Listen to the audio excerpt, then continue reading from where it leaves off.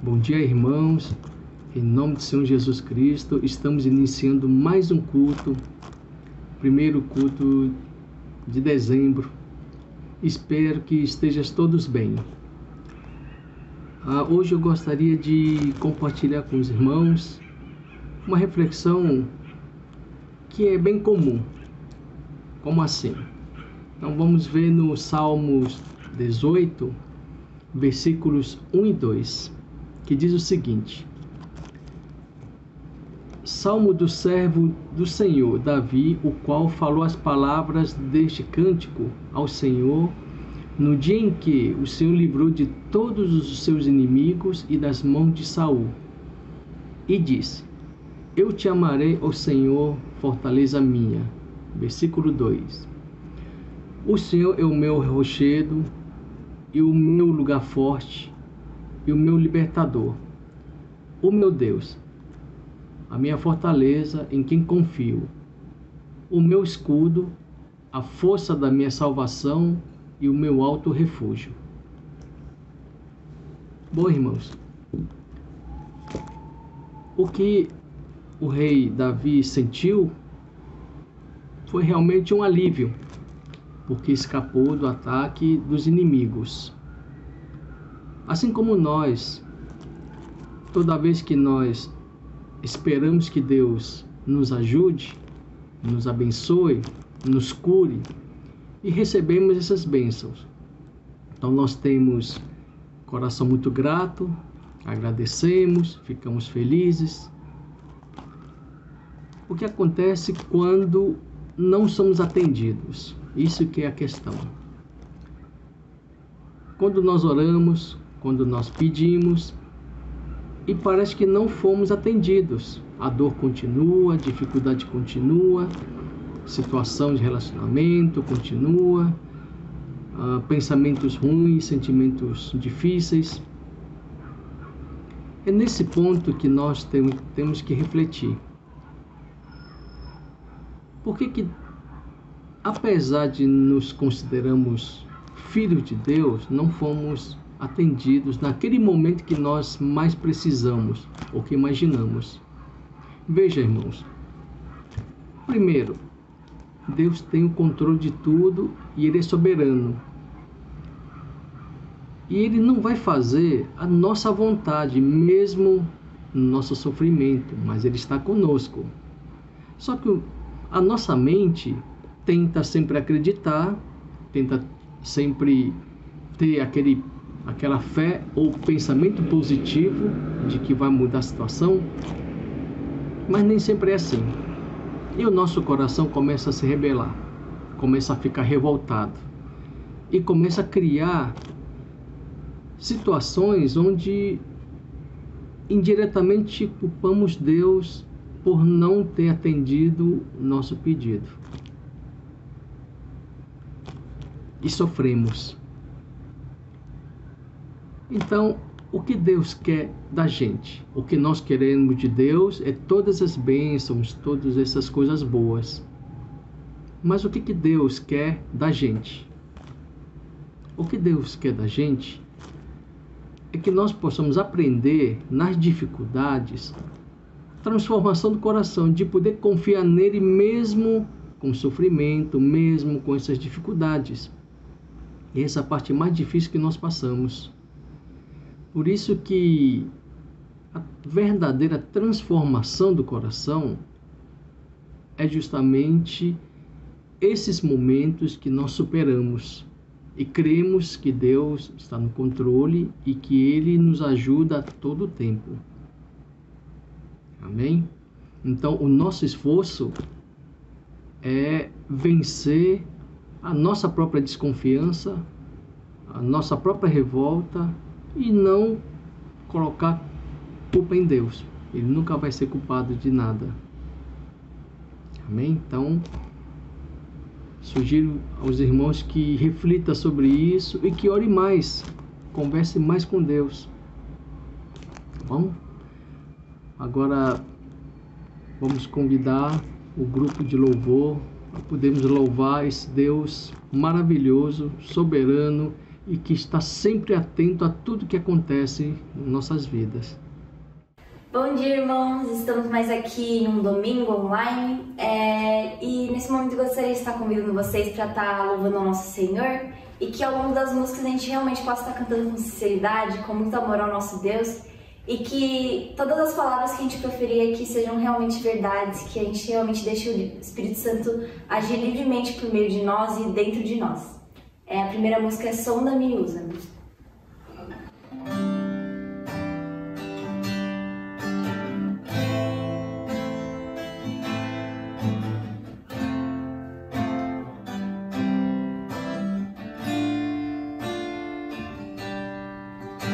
Sonda-me, Senhor, e me conheces,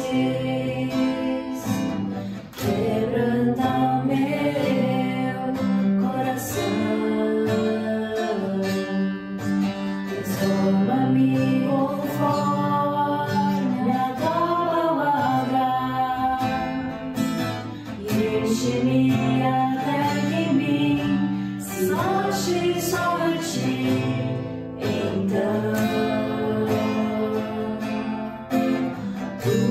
Usa-me, Senhor,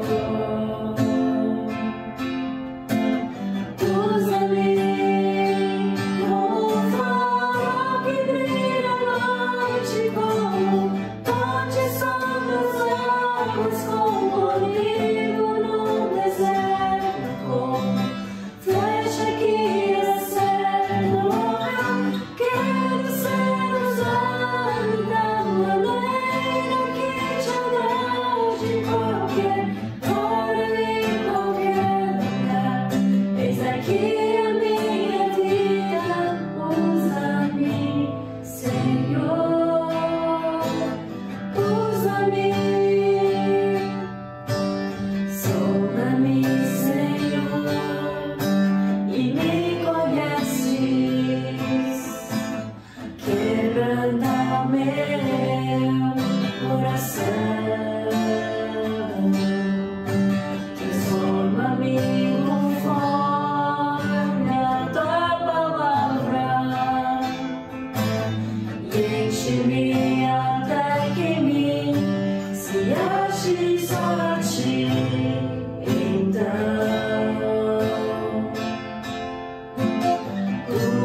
usa-me, Senhor,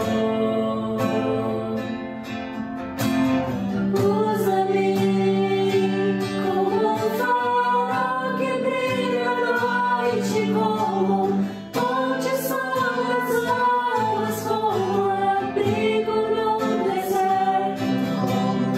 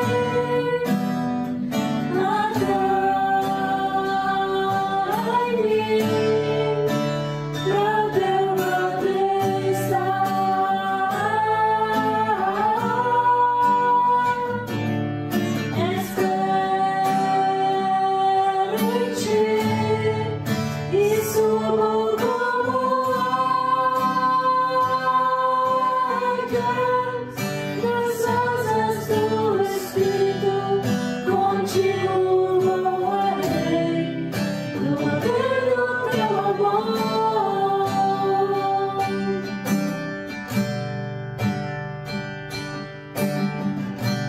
Face a face, quero ver-te, meu Senhor, e conhecer o amor que habita em mim.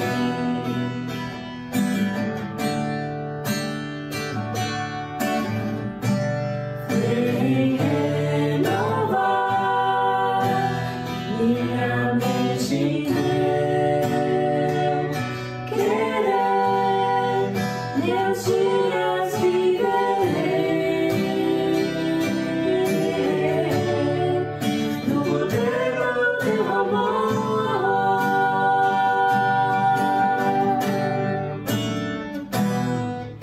Vem junto a ti, teu amor me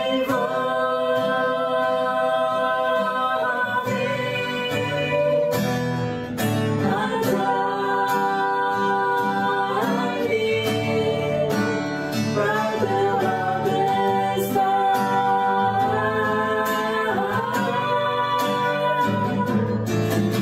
espero em ti e subo como águia nas asas do Espírito, contigo voarei no poder do teu amor. Nas asas do Espírito, contigo voarei no poder do teu amor.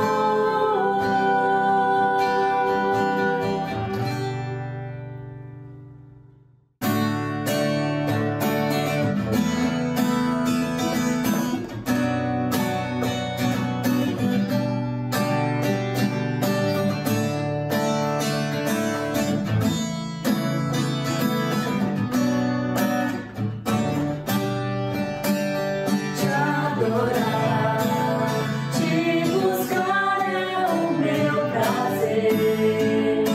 Como eu quero te conhecer, cada vez mais poder sentir teu amor em meu coração.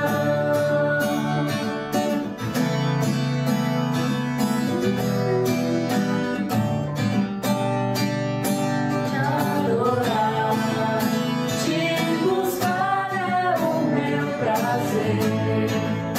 Como eu quero te conhecer, cada vez mais poder sentir teu amor em meu coração.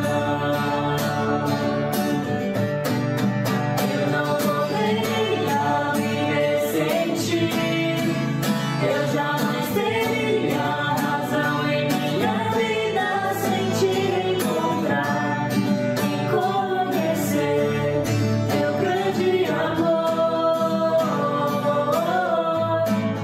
Senhor, minha vida pertence a ti, pois a tua mão que me dá forças a caminhar, viver os teus sonhos, andando em direção ao teu coração, Jesus.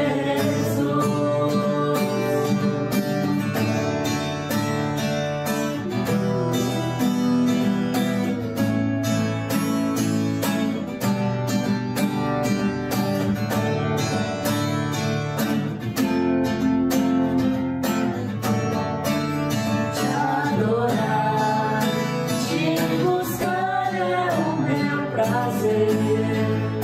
Como eu quero te conhecer, cada vez mais poder sentir teu amor em meu coração.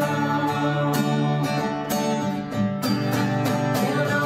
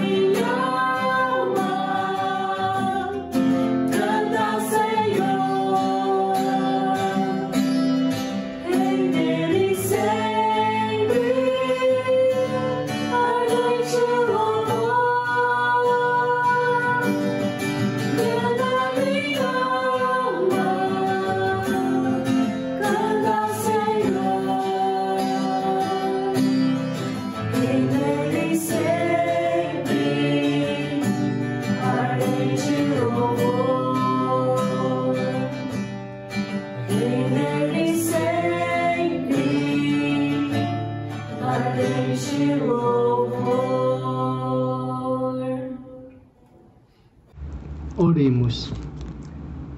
Pai amado, obrigado, Senhor, por mais um domingo que estamos juntos aqui para te louvar e te agradecer, Senhor, por ser um Deus amável, um Deus misericordioso e um Deus que tem cuidado de cada um de nós, Pai. Tu és soberano e obrigado por nos ajudar, Senhor, em momentos difíceis e que muitas vezes nós não conseguimos sentir ou perceber, Senhor. Mas sabemos que o Senhor está sempre atentos a nos ajudar, Pai. Por isso que nós temos o coração grato a Ti e pedimos que possa, Senhor, colocar nossos corações livres para que Tua mensagem de hoje seja, Pai, transformador através do pastor Daniel, Senhor. Assim nós oramos e agradecemos em nome de Senhor Jesus Cristo. Amém. A mensagem de hoje está no livro de Lucas, capítulo 24, versículos 32 a 38. Vamos acompanhar. E disseram um para o outro: porventura não ardia em nós o nosso coração quando pelo caminho nos falava e quando nos abria as Escrituras? E na mesma hora, levantando-se, tornaram para Jerusalém. E acharam congregados os 11 e os que estavam com eles. 34. Os quais diziam: ressuscitou verdadeiramente o Senhor, que já apareceu a Simão. E eles lhes contaram o que lhes acontecera no caminho e como deles fora conhecido no partir do pão. 36. E falando eles destas coisas, o mesmo Jesus se apresentou no meio deles e disse-lhes: paz seja convosco. E eles, espantados e atemorizados, pensavam que viam algum espírito. 38. E ele lhes disse: por que estáis perturbados? E por que sobem tais pensamentos aos vossos corações? Agora vamos convidar o pastor Daniel, e cujo tema é as dúvidas e o dom da fé. Bom dia, sejam bem-vindos uma vez mais, que Deus possa estar falando no seu coração nessa manhã. O tema de hoje, as dúvidas e o dom da fé. Eu vou dividir em duas partes, da fé à negação, à não fé, e da dúvida para a fé mesmo. Nós costumamos pensar que as dúvidas nascem na nossa cabeça, não é verdade? Será que é lá mesmo? Muitos anos atrás era oferecido no Brasil um curso chamado Conflitos da Vida, ministrado pelo pastor Larry Coy. Talvez alguns de vocês que estão ouvindo tenham estado num desses cursos, pessoal mais velho, né? Eu e a Lili fomos mais de uma vez e gostamos bastante. Ele disse que sempre ficava com dúvidas. E quando estava com dúvidas, as pessoas falavam para ele: você tem que fazer, ler a Bíblia e orar. E não é que fosse errado, mas ele dizia que quando estava sendo tentado, ele não tinha a menor vontade de ler a Bíblia, muito menos de orar. Ele queria ter uma vida bem-sucedida aos olhos de Deus, mas não bastava saber o que, ele tinha que saber como fazer isso. Uma das frases dele que mais ficaram para mim foi que quem decide é o coração. A cabeça só justifica aquilo que o coração já decidiu. Não sei se vocês já ouviram falar que a distância do céu para o inferno é de mais ou menos 45 centímetros, né? É um côvado, que é a distância do coração até a cabeça. Por que falam da distância entre o céu e o inferno sendo de 45 centímetros? Porque tem muita gente que até entende as coisas da fé. Entende quem é Deus, entende que Jesus morreu pelos pecados, mas isso não chega no coração. E aí, na hora que precisa, o coração já tem outros planos. Que vai nos levar para o último versículo que foi lido agora. Lá no versículo 38. ele lhes disse: por que vocês estão perturbados? E por que se levantam dúvidas no coração de vocês? As dúvidas então podem surgir não apenas na mente, mas no coração. E essas são as mais difíceis de lidar. Porque não se resolve argumentando racionalmente contra dúvidas que não surgem na cabeça. Então, começando da fé para não fé. Como que alguém perde a fé? Como alguém que foi criado na fé, que entendeu a fé, ele pode acabar se perdendo. Eu elenquei 3 coisas aqui. Uma são as perdas. Perdas ou traumas, perdas de pessoas queridas, perdas por doença ou perdas financeiras. Alguma coisa muito ruim que acontece na vida da pessoa e por causa disso a fé que ela tinha desaparece. O contrário disso também pode acontecer, os ganhos, né?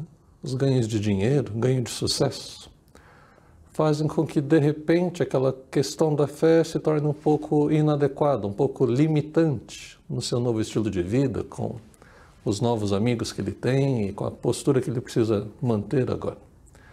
Então aquilo que era uma fé vibrante, às vezes até a mocidade, depois alguma coisa se perde.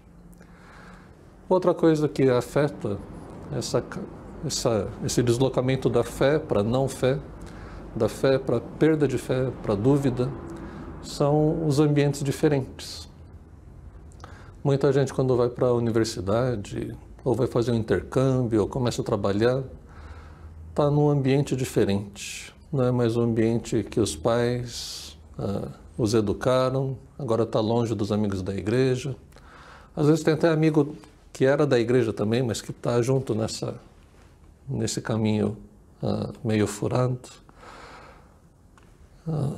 Aquilo que a gente vê, aquilo que a gente sente, isso afeta a nossa fé, mais do que a razão. O coração já decidiu, né? Decidiu ficar com aquela menina que está se insinuando, com aquele rapaz bonitão que está dando atenção para você. O coração já decidiu que você não vai ficar de fora da turma e está todo mundo bebendo, enchendo a cara ou experimentando drogas novas. Então, quando o coração decide, a cabeça vai ou fugir, né? Fugir é aquilo lá que fica lá, não estou ouvindo, ou vai fingir. Depois eu vejo como eu faço para juntar isso com a minha questão da fé. Afinal de contas, Jesus também bebia com as pessoas, então não vejo problema em me misturar. Ou começa a racionalizar, começa a achar argumentos para justificar aquilo que ele está fazendo, mesmo sabendo que está afastando ele da sua fé. Você já tentou discutir com alguém que tem certeza que a Terra é plana? Século XXI, né? Então a gente tem que ficar discutindo sobre Terra plana e ensinando a lavar as mãos, né? Essa é a evolução. Mas conforme a gente desmonta o argumento de uma pessoa que acredita na Terra plana, ela vem com outro, e você desmonta, até que ela começa a apelar para alguma instância, autoridade maior, né? Algum guru dela, fala, você tem que ler as coisas que esse fulano aqui está publicando. Então, quando você quer explicar, mas não adianta, porque ela já decidiu que a Terra é plana. Aí você pergunta por que aqui no Brasil agora são 11 horas e lá no Japão ou em Taiwan 11 horas da noite? Como que, se a Terra é plana, como é que um lado é dia, outro lado é noite? É complicado, né? Por que aqui é inverno e lá é verão ou o contrário? Né? Contra fatos não há argumentos. Verdade ou não? Deveria ser assim, né? Mas temos a impressão de que antigamente era só nomear o fato e mostrar a evidência, e a pessoa desistia do argumento falso dela, o argumento furado que ela tinha. Mas hoje, por causa de alguns líderes mentirosos, muita gente se sente à vontade com os fatos alternativos, que não é outra versão. A gente pode ter mais de uma versão, e aí eu ouço gente falando assim, a Bíblia cada um interpreta do jeito que quiser. Não é assim. Tem algumas possibilidades de interpretação, mas não pode torcer o sentido dela, né?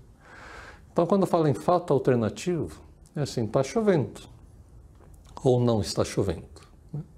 Se está chovendo, é famoso, né? No discurso de posse do presidente americano anterior, né, que está para passar o bastão, ele disse, ó, quando eu terminei de falar, aí começou a chover. Mas toda a imprensa do mundo que estava ali registrando o acontecimento, disse, não, quando ele começou a falar, que começou a chover. E aí foram perguntar para o porta-voz, né, explica para a gente por que o presidente falou que só choveu depois que ele parou de falar, se todo mundo viu que choveu enquanto ele estava falando. E a resposta do porta-voz foi o que deu origem a esse termo, fatos alternativos. O que o presidente estava apresentando na coletiva aqui para vocês foram fatos alternativos. Mas não são fatos alternativos, é outro fato, é um fato inventado. Portanto, não é fato, é só uma invencionice. Quando se mostra um fato que desmente ou desmonta o argumento, a pessoa ou o grupo se volta contra a pessoa que está apresentando esse fato, ou até contra o fato em si, apresentando esse fato alternativo. Aconteceu com Jesus e Lázaro. Lázaro ressuscitou. Ele ficou doente alguns dias e não resistiu, faleceu. Ficou 3 dias sepultado. Só no 4º dia Jesus aparece. Então Lázaro estava morto há mais de 72 horas. E como Lázaro e suas irmãs Marta e Maria eram muito queridos por Jesus, também eram muito queridos pela comunidade como um todo. Então, muita gente, a Bíblia diz que uma multidão foi ali para estar junto com Marta e Maria, pelo falecimento do seu irmão. E aí Lázaro ressuscitou. Jesus ressuscita Lázaro. E Lázaro ressuscitando, ele virou uma atração. O que você perguntaria para alguém que ficou morto por mais de 72 horas depois que ressuscitou? Eu penso que chegaria assim, conta pra gente aí como foi morrer. Você sentiu que você estava morrendo? Como que é morrer? Você, não sei, parece que descola o espírito do corpo? É assim que acontece? Dá para sentir que a gente morre? E como que foi ressuscitar? Você sentiu entrando no corpo? Mas o corpo não estava apodrecendo? Conta pra gente como você ressuscitou. E aí Lázaro contava a seguinte história. Olha, a parte inicial eu não vivi pessoalmente, mesmo porque eu estava literalmente morto, certo? Mas me contaram que Jesus chegou e ao ver minhas irmãs chorando, ele também chorou. Eu sabia que Jesus gostava da gente, gostava de mim, mas isso foi bem especial. A única parte que eu sei de primeira mão é que Jesus me chamou para fora. Eu ouvi Jesus gritando, Lázaro, vem para fora. E aí eu fui do jeito que dava. Eu estava todo enfaixado com panos, né? Mas eu fui pulandinho. Esse é o jeito de falar de Sorocaba. Pulandinho, andandinho, caindinho, tropeçandinho, né? E tem gente que achava que eu estava só desmaiado. Lázaro começa a contar. Imagina só, eu estava super doente. Eu morri, né? Se eu só desmaiei de um jeito que todo mundo achou que eu tinha morrido. O coração parou a respiração. E aí tem todo o processo de preparar para sepultamento e me colocaram lá, né? Eu fui enterrado. Fiquei vários dias, né? Já estava difícil comer enquanto estava doente, aí fiquei mais quase 4 dias sem comer dentro do túmulo. Será que se eu tivesse só desmaiado, eu conseguiria sair pulando? Conseguiria levantar e atender a chamada de Jesus? É claro que não, foi um milagre de verdade. Quantas pessoas será que ouviram essa história? Quantas vezes ele contou essa história? A história dele era poderosa, Jesus me ressuscitou. Uma coisa é ficar morto 15 minutos, 4 horas, um dia, mas 72 horas, 80 horas, 90 horas, e conseguir sair pulando, isso nunca aconteceu. O que Jesus fez com Lázaro, ressuscitando ele, era um sinal de que Jesus era o Messias. Jesus era o Messias que os judeus esperavam, que os hebreus esperavam, mas nem todos reconheceram. Messias em hebraico é traduzido para o grego como Cristo, o ungido, o escolhido. E enquanto quando Jesus ressuscitou Lázaro, aquela multidão que viu, muitos se alegraram, mas alguns foram contar para os fariseus, os líderes religiosos. Enquanto isso, nos bastidores do poder, está lá em João 11, 45 em diante, muitos dos judeus que tinham vindo visitar Maria, vendo o que Jesus fizera, creram nele. Mas alguns deles foram contar aos fariseus o que Jesus tinha feito. Então os chefes dos sacerdotes e os fariseus convocaram uma reunião do Sinédrio. O que estamos fazendo? Perguntaram eles. Aí está esse homem realizando muitos sinais milagrosos. Se o deixarmos, todos crerão nele. E então os romanos virão e tirarão tanto o nosso lugar, o nosso templo, como a nossa nação. No capítulo 12, versículo 9, diz assim: enquanto isso, uma grande multidão de judeus, ao descobrir que Jesus estava ali, veio não apenas por causa de Jesus, mas também para ver Lázaro, a quem ressuscitara dos mortos. Assim, os chefes dos sacerdotes fizeram planos para matar também Lázaro, pois por causa dele, muitos estavam se afastando dos judeus e crendo em Jesus. O contra fatos não há argumentos é fácil. Elimina o fato, que aí o nosso argumento fica certo, né? Entendendo o tamanho da encrenca, quando confrontado por alguns fariseus em outra situação, Jesus disse que pior do que o cego é aquele que não quer enxergar. Que leva para o nosso texto de hoje, Lucas 24. Aqui são dois dos discípulos, dois dos seus vários discípulos. Jesus tinha os 12 que eram mais próximos, mas quando a gente vê a ressurreição já são 120 que ficam ali esperando numa reunião de oração, uma vigília. Então, dois desses discípulos estavam indo embora, estavam no caminho para Emaús, uma cidade ali. E aí, depois de terem tido esse encontro com Jesus, eles perguntam-se uns aos outros: não estava queimando nosso coração enquanto ele nos falava no caminho e nos expunha as Escrituras? Você sente seu coração aquecido ao ouvir a palavra de Deus? Ou ele já não está mais em sintonia com a palavra de Deus? Você ainda lê a palavra de Deus? Espero que sim, e que ela faça diferença na sua vida a cada dia. Versículos 33 e 34, levantaram-se e foram imediatamente para Jerusalém. Ali encontraram os 11, não são mais 12, né? Porque Judas Iscariotes se matou. Encontraram os 11 que estavam com eles reunidos, que diziam: é verdade, o Senhor ressuscitou e apareceu a Simão Pedro, né? Então esses dois contaram o que tinha acontecido no caminho e como Jesus fora reconhecido por eles quando partia o pão. Enquanto falavam sobre isso, o próprio Jesus apresentou-se entre eles e lhes disse: paz seja com vocês. Eles estavam numa casa fechada e Jesus aparece ali. No versículo 37, eles ficaram assustados e com medo, pensando que estavam vendo um espírito, um fantasma. Ele lhes disse: por que vocês estão perturbados e por que se levantam dúvidas no coração de vocês? A gente está num período em que as dúvidas podem surgir no nosso coração. Dúvidas quando a gente tem a perda de um parente, perda de um ente querido, um filho, marido, esposa, mãe. Podem vir dúvidas no nosso coração quando a gente está se desligando um pouco da igreja. A gente diz: cansei desse negócio de ficar no culto online. Eu só volto quando voltar tudo ao normal. Será?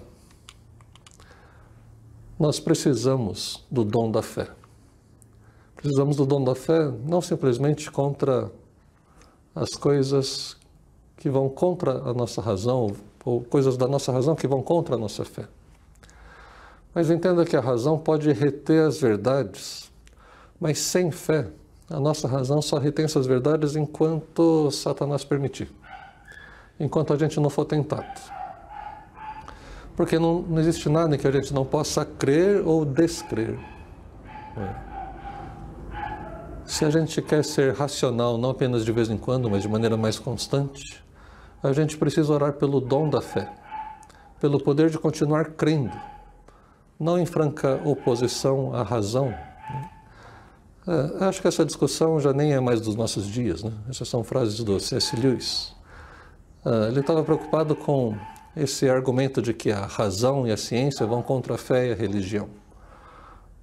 Acho que não existe mais esse contraponto, né? Porque a gente sabe que a fé, ela é supra-racional. A fé nunca é irracional. Pelo menos a fé cristã não é irracional. Existem outras fés que são irracionais, né? Mas a fé cristã, ela não só é racional, mas ela é supra-racional, ela vai além da razão.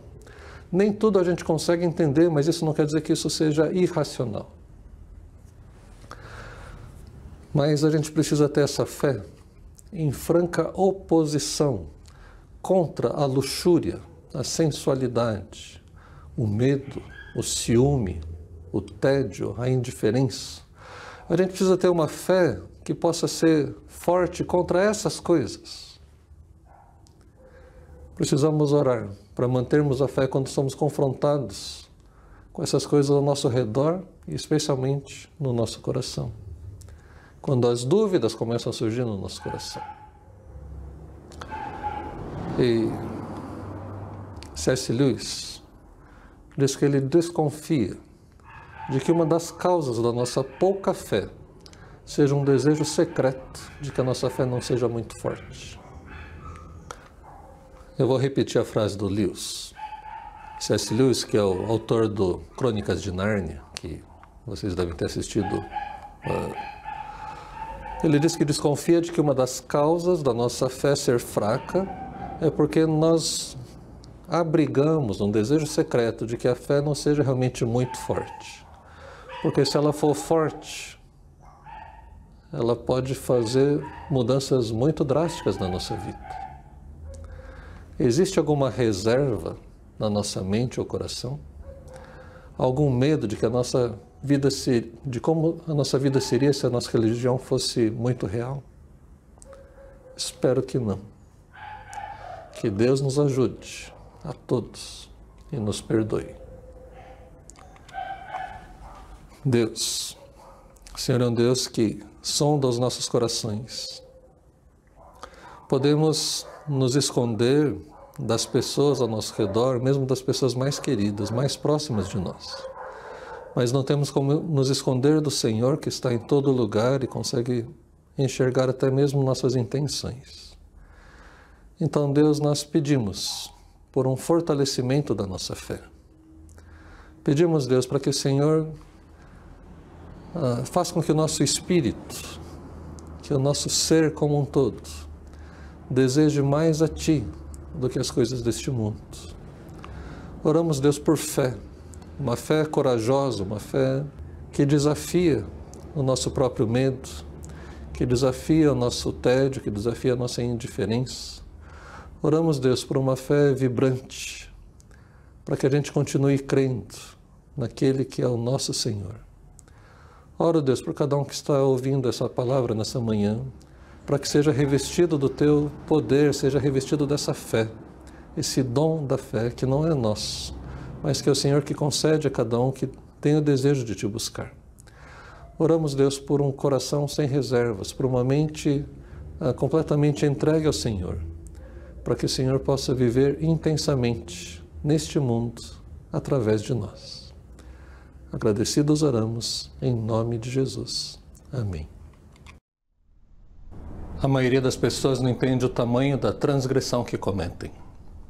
Estamos acostumados com a impunidade ou com uma gradação das penas, né? Como o número de pontos na carteira de motorista. 4 pontos, 5 pontos, 7 pontos, tem infração que não conta ponto nenhum. Acontece que o salário do pecado é a morte. A penalidade do nosso pecado é a morte. Pena de morte que alguns acham que pode ser substituída por serviços comunitários ou doação de cestas básicas. Você acha que é possível trocar a pena de morte de um criminoso pela doação de 2 cestas básicas todo mês pelo resto da vida dele? O que você acha? Ou R$100 cada cesta, né? R$200 por mês, resto da vida? Ou fazer pintura e jardinagem numa escola pública? Vocês falam, não, 2 cestas é muito pouco. Tem que ser no mínimo 100 cestas por mês. R$10 mil por mês. Para quem foi condenado à pena de morte, 10 mil por mês, a gente se esforça e paga isso daí, né? Mas pensa você, o que a gente pensaria de um juiz que concordaria em trocar a pena de morte de um condenado por 100 cestas por mês? Não seria um absurdo? É pena de morte.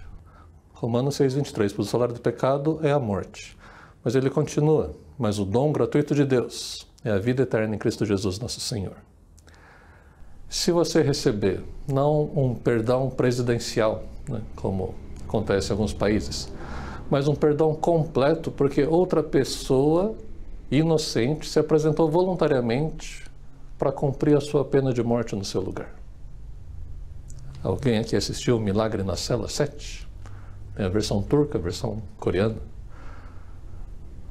Mas esse inocente que se apresenta para pagar essa penalidade de vida, né, uma penalidade com a própria vida, é o Cordeiro de Deus que tira o pecado do mundo, Jesus. Você não quer receber esse dom gratuito de Deus, esse presente de Deus? Termino com esses 2 versos conhecidos, né, famosos, especialmente nas despedidas. É a frase que Jesus diz para uma das irmãs de Lázaro. Eu sou a ressurreição e a vida. Aquele que crê em mim, ainda que morra, viverá. E quem vive e crê em mim não morrerá eternamente. Você crê nisso? Jesus perguntando para você, você crê nisso? Jesus diz, eu sou a ressurreição e a vida. Quem crê em mim, ainda que morra, viverá. A esperança dos cristãos, a esperança real. Real porque Jesus mostrou na prática que ele conseguiu vencer a morte, que a morte não tem domínio sobre ele. Então, essa morte que nos ameaça, essa morte que apequena nossos corações de vez em quando, ela já foi vencida por Jesus. Você crê nisso? Quando a gente crê nessas coisas, a gente é liberto, a gente é livre, a gente tem paz, ao invés de angústia, ao invés de tristeza. Não estou dizendo que um cristão não fique triste com as perdas, mas ele tem uma esperança que os incrédulos não têm, que aqueles que não creem em Jesus não têm, porque eles não vão ressuscitar. Ressuscitar com Jesus, ressuscitar para estar com seus queridos. Mas Jesus tem essa promessa para aqueles que creem nele. Você crê nele? Amém. Bom dia. Agora vamos entregar esse momento de oferta. Você pode dar as suas ofertas através da transferência bancária. Você verá na tela o dado bancário da nossa igreja. E se você tiver alguma dificuldade, você pode contactar com o nosso presbítero ou com a liderança.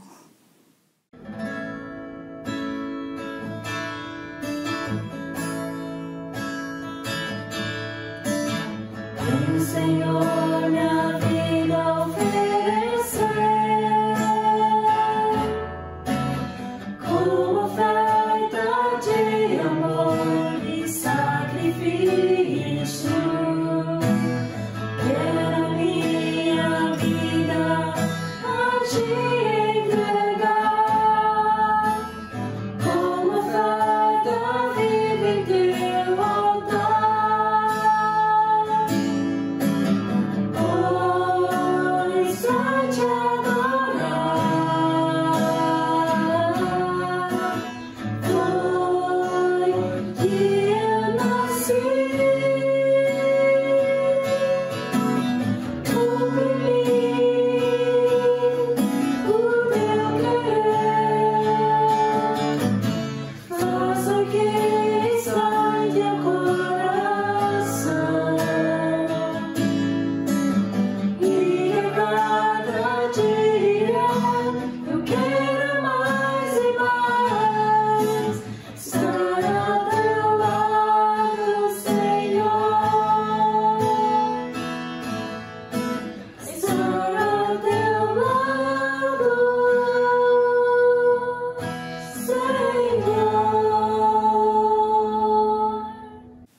Vamos orar? Querido Deus, muito obrigado, Senhor, por mais um domingo. Podemos estar ouvindo mais a Tua palavra, poder estar louvando a Ti, Senhor. Quero entregar esse momento em Tuas mãos, no momento da oferta. Queremos agradecer, Senhor, porque o Senhor tem cuidado de nós, tem suprido as nossas necessidades e queremos devolver uma parte para Ti, Senhor, Pai. E que, Senhor, dê-nos sabedoria, Pai, para que, Senhor, essa parte que estamos consagrando, que possa ser utilizado, Senhor, para a obra do Teu reino, Senhor, Pai. Obrigado por tudo, Senhor. Entrego o domingo em Tuas mãos e agradecemos. Em nome de Jesus. Amém. Vamos nos preparar para receber a bênção.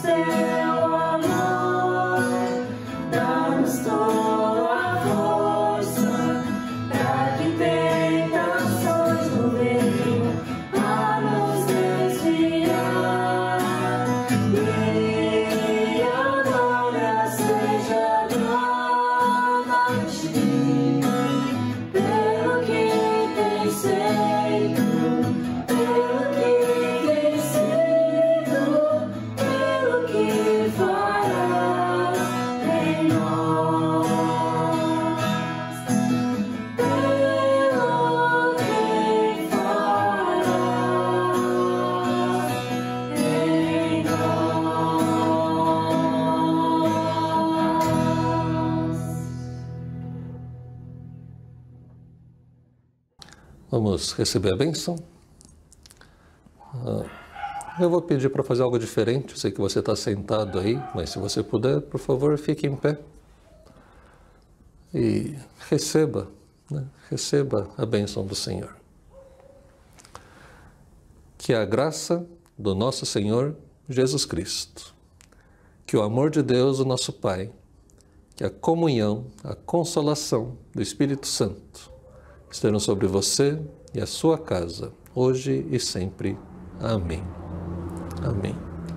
Que Deus te dê o dom da fé. Bom dia, queridos irmãos. Meu nome é Kevin e antes do vídeo do culto acabar, eu vim trazer um breve anúncio do Reproject.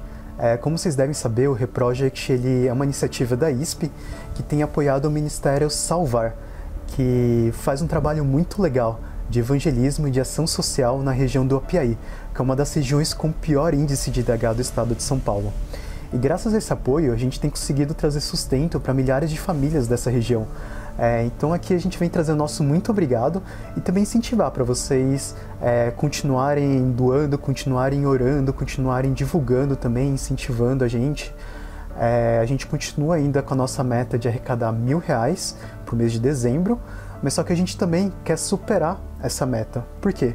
Porque o dinheiro excedente vai ser usado para apoiar a campanha de Natal deles. E essa campanha, eles estão comprando cestas básicas para apoiar e trazer ainda mais sustento para essas famílias da região. O Marcelo Fiderucci, ele gravou um vídeo que ele vai falar um pouquinho mais sobre essa parceria, sobre como o apoio da ISP, né, tem ajudado bastante no trabalho deles e também incentivando vocês a doar um pouquinho mais para poder ajudar essa campanha de Natal.